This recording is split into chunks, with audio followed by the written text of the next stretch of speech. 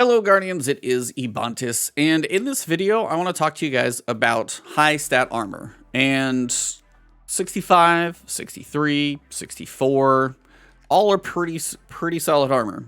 Now, when it comes to farming armor, you've actually got a lot of places where you can do it. Depending on if you have fire teams, or if you've got friends, or a raid group, or whatever, there are a lot of places. You can run King's Fall Raid. Whatever the featured dungeon is, like say Prophecy was this week, you can run that one. You've got the Duality Dungeon. You can run it on Master difficulty. Now, I don't love Artifice armor, mostly except for maybe a couple.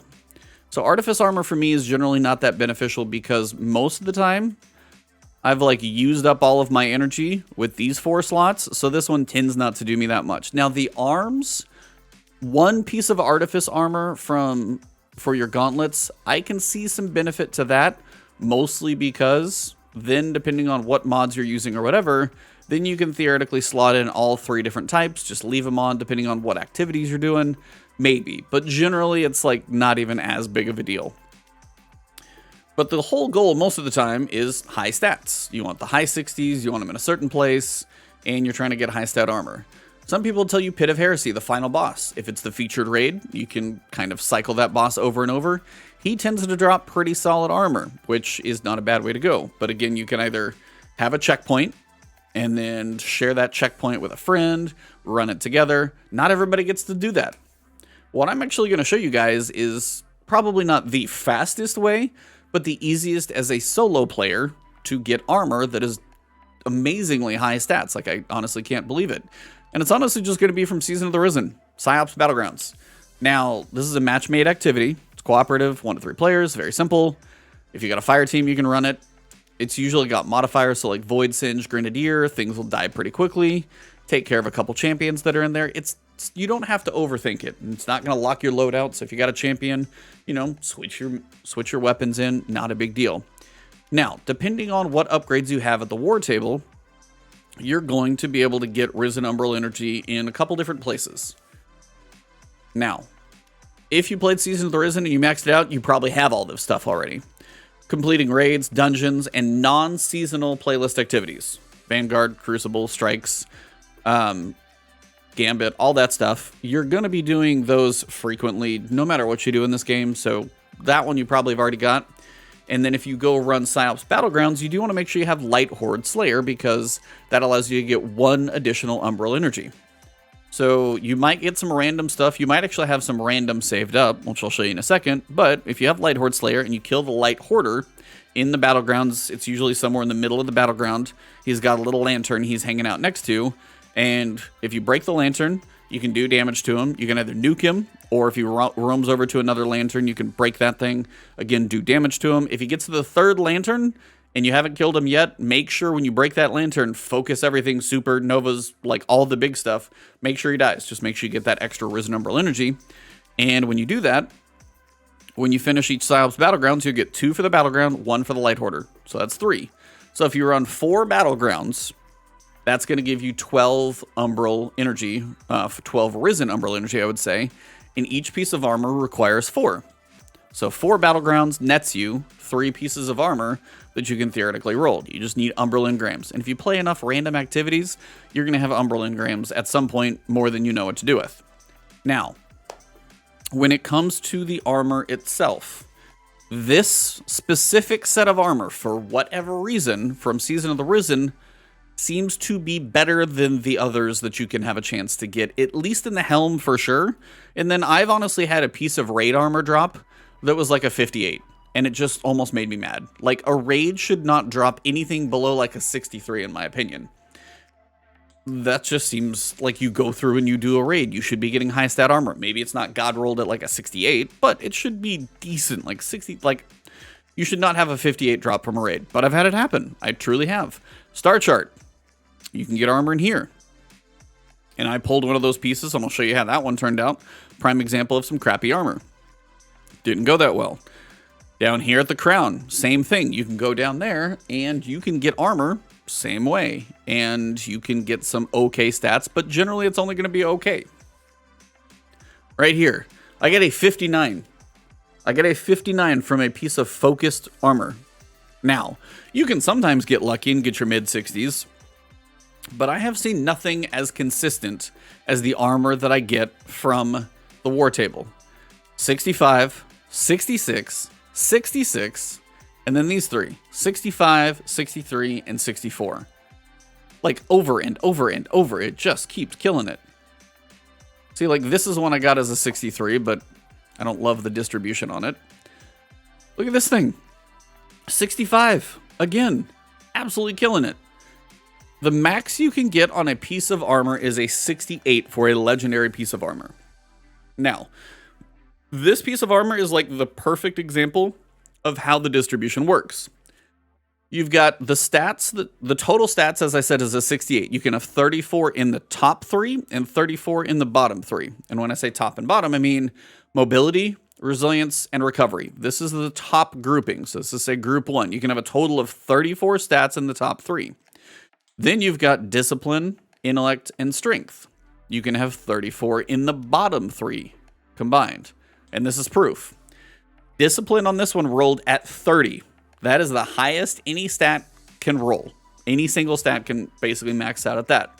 And the reason is the other two in the grouping, intellect and strength, can only have 2 because each grouping of 3 caps out at 34. So you've got 32 and 2, that's maxed. Now the top section as a Titan was perfect. I want resilience and recovery. So I got 16 in resilience, I got 13 in recovery, so we're up to 29, and then I got 2 in mobility. It's fine, I don't care about mobility too much.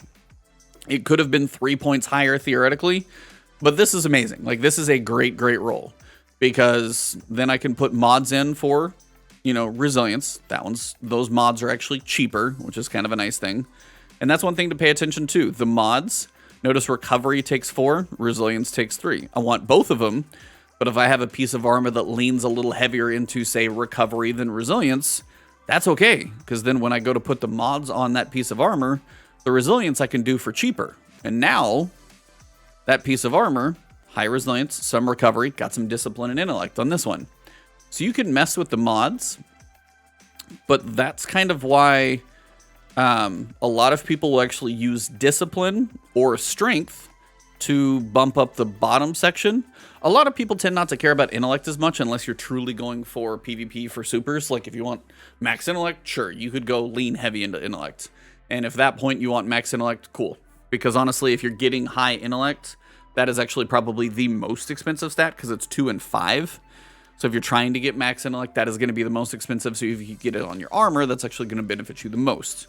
But if you're going for, say, a grenade build, go discipline. If you're going for a melee build, go for strength.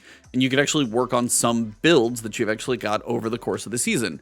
And this is why you can see high discipline, that maxes out the bottom. And then depending on what class you are, Titans and Warlocks, you're probably going to want resilience and recovery for PvE. And then for Hunters, you're probably going to want mobility and resilience for PvE. Mobility for your dodge, since that's based on your class ability, and then resilience for that damage mitigation. You're going to have a little less recovery, but mobility will still help you out because of your dodge and all the things you can do with that. So depending on your class, you may want different stat rolls to hold on to, but if you basically focus the bottom down, and then you kind of get the top to roll right, you can get some very good rolls. And these are some prime examples here as well. I got a 66.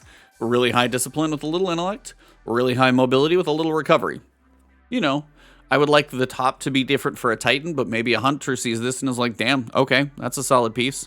This one, high recovery, resilience, high discipline, again, a little bit of strength, and then some resilience, recovery, and mobility a little more evenly spread.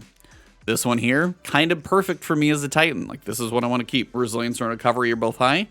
Decent discipline, a little bit of strength for melees. Masterwork, this one, I'm sitting at a 77. These rolls that you can get from this armor, for whatever reason, I don't know if this is something they'll change when it comes in the next season, but I think this has actually been happening for a while.